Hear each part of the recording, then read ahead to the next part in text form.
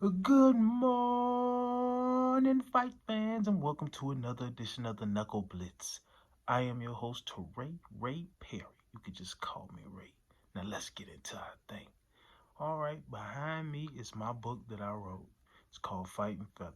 It's a picture book about friends sticking together, never giving up. Go to Barnes and Noble and pick it up.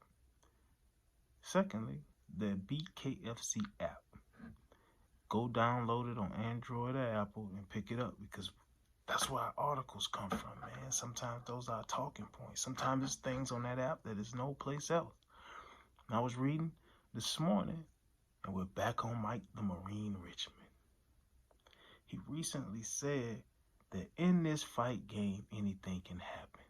Now, with that mentality going into this middleweight championship, as a Marine, I'm going to roll with Mike.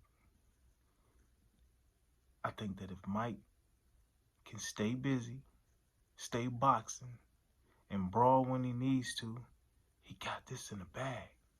I don't think Mondale has ever seen an animal like Mike the Marine Richman.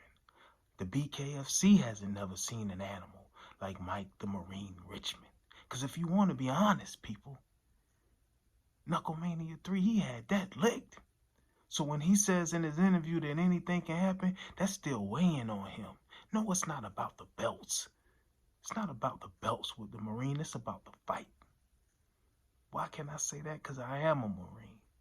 Now, I'm not Mike the Marine Richman by any length of the imagination. But the guy's good. He can fight and he can box.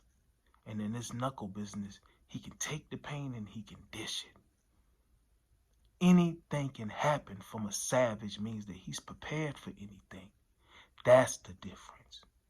We went over our time with Knuckle Blitz, but this wraps up our intense edition of the Knuckle Blitz. Thank you for joining me every day. And remember what we say.